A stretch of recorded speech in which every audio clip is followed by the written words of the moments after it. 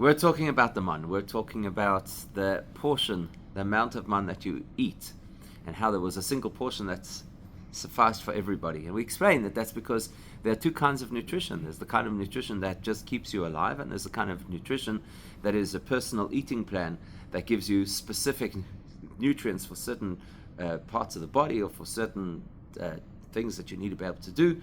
So the man is speaking to this much more core version of nutrition. Now what's really important is to realize that the man, in addition to being food that kept them alive in the desert, besides that, much more importantly, is called lechem abirim. That's what King David calls it in Tehillim. Lechem abirim means the bread of heroes. And the commentary explains that what he means is that this is the kind of food that sustains the angels. In other words, besides the physical nutrition of the man also, very importantly, provided spiritual nutrition. That's why the Talmud tells us that the only people who were in a position to stand at Sinai and to receive the Torah were people who were on a diet of man. You had to have a diet that included a food that fed your soul. And if the food fed your soul, then you could tolerate the experience of standing at Mount Sinai, and you were suitable to receive the Torah. So that's fascinating, right? That tells you that this is not just simply about putting your soul in the body, which is what we call nutrition to stay alive. This is the kind of food that creates a bond between your soul and Hashem, in order that your neshama could be alive. Very unusual food. It's with that in mind that the Torah tells us that there was a certain person, I'm sure you've heard of him before because he plays some significant roles in Jewish history. There was a person called Nachshon ben Aminadav. Remember hearing of him? Nachshon ben Aminadav features in this week's parasha, although not by name. It's the commentaries that tell us who it was. He was the first person to jump into the sea when Hashem said that the sea was going to split. Later on, he becomes the leader of his tribe.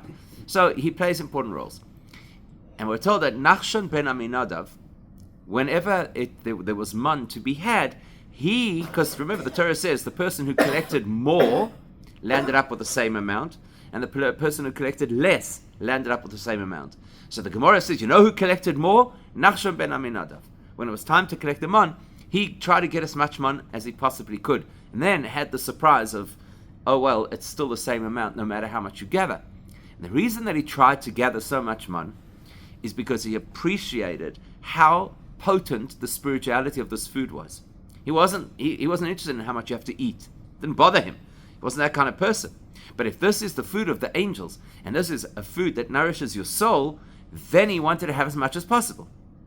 Now the corollary of that is, if somebody is motivated to get extra man because they want to have more of the spiritual experience, that implies that when the Torah tells us hamamit, that the person who took less man than they needed to, and Hashem had to top up their portions so they could have the correct amount, obviously if they took less man, they did not value the spirituality of it. They didn't have that same enthusiasm. They were blasé. It didn't mean a thing to them. And as the Gemara uses the expression, the Gemara says that ein ani elo b'da'as, that there's no such thing as a poor person except in their understanding and appreciation of life. So the ultimate poverty is an individual who doesn't appreciate that he has something that has spiritual wealth to it, and you should really grab as much as you could, and he couldn't care less. It's like whatever he gets, he gets. So that takes the whole conversation to another level, because up until now, the question was, you got somebody who's bigger or more hungry, and somebody who's smaller or less hungry, and yet they're eating the same portion of man, and it somehow satisfies them. And we were able to explain that. We said, well, that's because the man is this kind of basic food that just keeps you alive. And that's a standard need across the board. Even though somebody like Oig, somebody who's this giant, may feel like he's just staying alive, and somebody who's smaller might feel like he's completely alive. But the fact is, it's enough to keep you alive. But now we're talking about a spiritual version of the man, and how the man is feeding your soul and allowing your soul to have a deep relationship with Hashem. That tells you something really interesting that doesn't seem to make sense. If Hashem is providing us with a spiritual food, the food of angels, and somebody appreciates that, why are we taking away the man that they've collected? Why are we reducing the amount of man they have? This is somebody who's enthusiastic about their soul.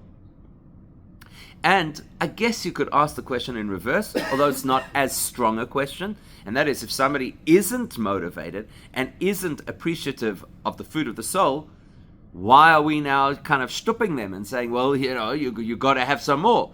If the person doesn't want the spiritual connection, that's unfortunate, but why do we have to step in and save them?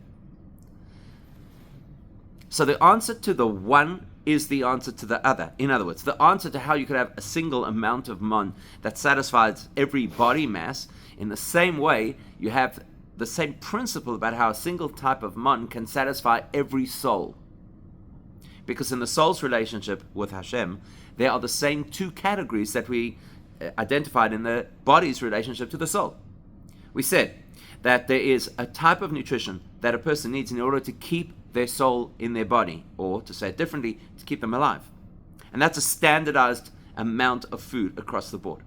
Then there is the bespoke eating plan that every person needs to suit their stage of life, their metabolism, their level of exercise, their medical history. That's completely personal. In the same way, spiritually, the relationship that our neshama has with Hashem has two categories. There is the absolute relationship between the neshama and Hashem. And that never grows and that never diminishes. It is always there. It's what we often call the Pinteleyid. That core of Judaism, that spark of Hashem inside of us that we don't create, we don't mature, and we cannot harm. And what that really translates into in normal day-to-day experience is faith. The fact that every one of us has faith. The fact that you could be the greatest Torah scholar, but faith is still a basic concept. Or you could be a person who denies the fact that they're Jewish, and then under certain circumstances that faith comes to the fore and they cannot even escape it. And despite all their protests, they have to declare their Jewish connection. So faith is a common denominator across the board of every single soul that is present equally in every single soul, even though different people will experience it at different times in different ways. So that would be the mon version of soul nutrition. Then there is the individual spiritual journey that each one of us is on. So some people are more into learning. And within the world of learning, some people find their connection through learning the mysticism of Judaism, some through learning the history of Judaism, some through learning the halachas of Judaism. Everybody has a part of the Torah that they resonate with. But there are other people who find their connection through prayer and meditation much more than through study. And there are other people who find their connection much more through the performance of active mitzvahs, more than they do through study or meditation. So we all have our personalized spiritual diet that we have to follow that fills the unique character of our neshama. That is spiritual nutrition similar to regular food, where you've got to have your peas and carrots, where you've got to have your carbs and your proteins and your fats. So you've got to have your balanced diet of davening and learning and doing mitzvahs. So we've got to understand that there are two kinds of spiritual connection between us and Hashem. The mon represents the base connection, the essential connection. Like the core of our being, the depth of our soul is represented by the mon, because that is the same in every single one of us, and therefore it's represented in a food that is delivered in the same way to every single person. So Nachshon ben Aminadab might be a highly enthusiastic spiritualist who wants to have this very deep connection with Hashem. That's fine, but mon is not where you're going to find that. Mon is going to just give you, well, not just, but it's going to give you access to the core of your soul. And the core of your soul is the same for you, Nachshon, as it is for that other person who doesn't even appreciate that they have a soul, and so therefore they're just dragging their feet to get the mon, and they'll get away with the bare minimum. It's the same connection, and that's the message for all of us, that we have the same connection at that core level. Now, is it available at Kosher World? Yeah, exactly. Now, the time that the Jewish people are in the desert, the prophet Yechezkel tells us, was a very specific period of Jewish history. Before we identify what that very specific period of Jewish history is, I have a question for you. Can you think of any kind of nutrition in our day, now, in our experience, that is similar to the nutrition of mon? In Israel, they'll tell you hummus. Okay? So, but think about it seriously. Can you think of any kind of nutrition that is similar to the nutrition of man? Challah maybe. Okay? We eat challah to represent the man, and that's why you have two challahs to represent the double portion for Shabbos. That's why you cover the challah and put a board under it to represent that there was dew above and below. But the nutrition of challah is not the same as the nutrition of the man. Can you think of a food that is similar to the nutrition of the man? I say matzah. Matzah, that makes a lot of sense because it's the same for everybody, right? There's no additional ingredients depending on who you are. So the kind of nutrition that is the closest to the man is mother's milk. Because in the same way as when you ate the man, it gave you everything that you needed, the baby, that gets all of the nutrition that the baby needs from one source. And it's the same thing every single time. There's no change, no different flavor, there's no different, even though it's very interesting, there's a Gemara that illustrates and that the same amount. And the same amount. And so there's a very interesting Gemara that indicates that the experience of the baby having mother's milk is similar to the experience of tasting like anything. Very interesting that the Gemara says, I don't know what that means because the baby doesn't have the consciousness of what things could potentially taste like. But maybe that's exactly what it means, because that's all the baby knows. So it's all the possible flavors that the baby could imagine, right? Where in a similar way to how for us, when we ate the man, we could experience all the various flavors. In the baby's reality, this is the only range of flavors that exists. Very interesting, right? Not only that, but we know that mother's milk is extremely potent in terms of building immunity for the baby against all kinds of diseases. So it's not only nutrition in the classical sense to keep you alive, but it's to protect the body in a very unusual way that for the rest of our lives we don't ever have that. We've got to bring all kinds of supplements into play in order to compensate for what that was. So that tells you that the concept of the man still exists today, in a sense. Maybe not that deep spirituality of the man, but that it's a beautiful association, right? And for that reason, we can now go back to what the Prophet Yechezkel says, that the period the Jews were in the desert, that is considered the period of infancy of the Jewish nation. Because the exodus from Egypt is the birth, and even though it's a 40-year period, which in a human lifespan would obviously be well into adulthood, but in the lifespan of a nation, that is very much infancy. And it's only when the Jews enter the land of Israel that they start to become independent, or that they start to grow up. So if you understand that concept, that while we're in the desert, we're like infants, the role that the man plays makes a lot of sense. Now, before we look at the man specifically, let's go back. What else is there about infancy that could relate to how the Jews lived in the desert? So just think it. Completely dependent. Completely dependent. That's exactly it. They were completely dependent. That's what an infant is. Completely dependent. And for the 40 years in the desert, the Jews were completely dependent. They had no way to protect themselves, so they had the clouds around them to protect them. They had no access to drinking water. It was completely up to Hashem to supply them with a miraculous well that kept them hydrated. They didn't have another way to produce food. Yes, they had animals that they could slaughter, but the various other kinds of food, they couldn't grow things. So they were completely reliant on Hashem to feed them. They didn't know where they were going, so they were reliant on the clouds and the pillar of the pillar of cloud, or the pillar of fire, to direct them where they had to go. So, and of course, they didn't know anything about what it was to be Jewish. They were totally reliant on Moshe to teach them everything that they needed to know. So this is the Jewish nation in a state of infancy. When a person's in a state of infancy, we don't yet know what kind of a person they're going to be. We haven't yet had the opportunity to identify their intellectual abilities, their personality, their talents, their emotional maturity. It's way too soon to know any of that. They're just a baby. And essentially what a baby does is very basic things. Eat, sleep, etc. Right? That's what a baby does. So in a similar way, the Jewish people in the desert, their neshamas haven't yet expressed what the range of abilities of the neshama is.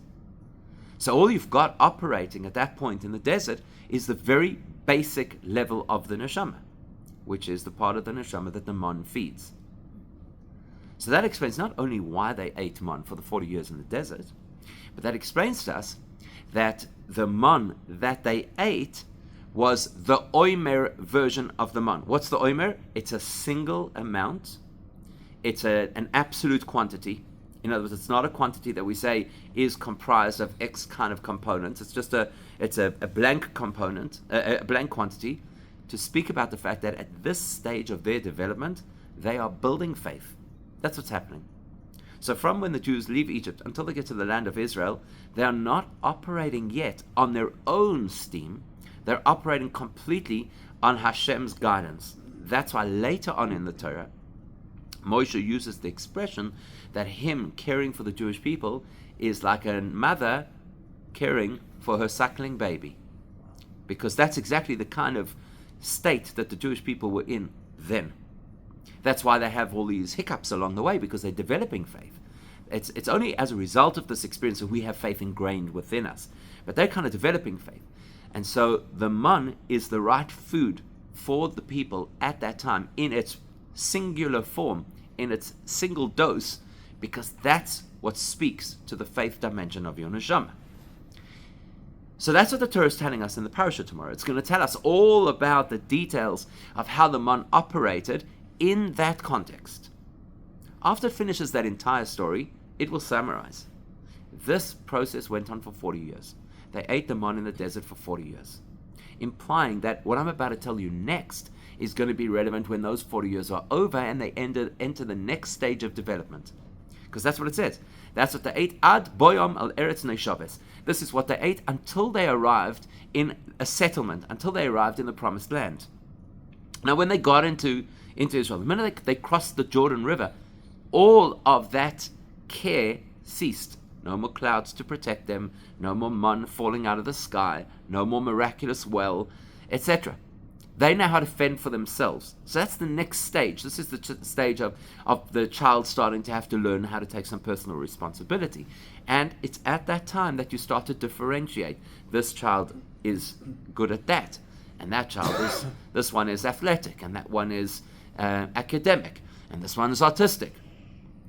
So now you're starting to see the individualization of the Jewish people, which is not surprising because that's exactly what happens when they cross the Jordan River. This tribe is going to live there, and they're going to have that kind of terrain with that kind of produce, and that tribe's going to live there, and they'll be on the coast, so therefore they can be maritime merchants, and so on and so forth. So the individualization of the people is about to begin, which is a critical next step of development. It's at that point that the Torah says, now I will tell you that the omer is 1/10 of an ephah. Because now I'm going to give you a different way to measure the man. Remember, they still had the man for a while. According to one opinion, just for a few weeks. According to the other opinion, for a few years, as we discussed at the beginning. But what's happening over here is we're now saying you've got to unpack that food. You've got to now turn it into its fractions. Meaning to say, it's 1/10 of an ephah. It's part of a process of development. For 40 years, the man was just feeding the core of your being. But now, it's got to translate into food that you produce through the, to quote from the Torah, the sweat of your brow. You have to now build those fractions of your life into your picture, into your composite, who you're going to be. Because while at our core, we're all the same, in order to fulfill our mission, we have to find our unique ability. So that's what's happening. That's why we started off with the question, why do you only give me the measurement of what an omer is at the end of the story? Now we know why. Because measuring the extent of your soul, represented by your soul food, the man, is only relevant later in the story, when you're about to step into Israel and you're about to take personal responsibility. Now, one of the key things that we know about bread is it is one of the key metaphors to represent the Torah. Even though we often talk about water as the metaphor of Torah, bread too is a metaphor for Torah. And we know that typically bread is what we call lechem min haaretz, like the bracha that we say. It's bread that comes out of the ground. Whereas in their case, they were eating the man, which is lechem min hashamayim, the bread that comes from heaven. So if bread represents Torah, and there are two kinds of bread, the more common version of bread, which is that which grows from wheat or barley or rye or whatever it is, and the less common type of the very rare kind of bread which falls out of the heavens, that implies that the Torah also has these two aspects to it. There's got to be the bread of Torah which comes out of the ground, and the bread of Torah that comes out of the heavens. The difference being what we call the revealed and the esoteric parts of Torah. So the revealed parts of Torah include things like the Chumash, history, halacha, Gemara, etc. That's the kind of Torah that comes out of the ground, meaning to say, it speaks about things that we're familiar with. It speaks about the world we live in. It uses references that are part of our experience. So it's on the earth in which we live. And very often, that's where people feel that you've got to invest most of your time of Torah learning because it's relatable. Lechem min hashamayim, on the other hand, the bread that comes out of heaven, that's the bread that is speaking about spiritual concepts. That's the part of the Torah that is esoteric. It speaks about Hashem and about the neshama and about the world to come and about the spiritual nature of mitzvahs or the spiritual nature of creation. Many people say that's higher grade. And so many people say you can only get to learn the bread from heaven, the parts of Torah that are more spiritual, once you've graduated from really understanding the bread from earth, which is the basics. And so very often people say, before you can learn things like Chassidus, first you have to be very au fait with things like Gemara. And yet here we see that the template of Judaism is the reverse. In the infancy stage of the Jewish nation, they're eating bread from heaven. And that bread from heaven is available to everybody. The Nachshon ben Aminadab, who appreciates spirituality, or the so-called mentally or spiritually destitute person who doesn't even see the value of the man, everybody's getting the equal access to that lechem min hashamayim, to that bread from heaven. Now, everything in the Torah is supposed to teach us a relevant practical lesson. One of those lessons is that when it comes to studying Torah, we shouldn't make the mistake of saying, first you have to go through the process of knowing all of the areas of Torah that speak to the practical, and only then can you have the luxury of the spiritual. Actually, what you need to do is you have to have immediate access to the spiritual parts of Torah, to the esoteric parts of Torah, to things like Chassidus, because that will get to the core of your neshama. And when you activate the core of your neshama, then you'll have a strong foundation to build the rest of your Jewish and spiritual experience on. So never delay access to the esoteric part of Torah, because that's the man in equal portions for every single person, i.e. available and relevant to every single one of us.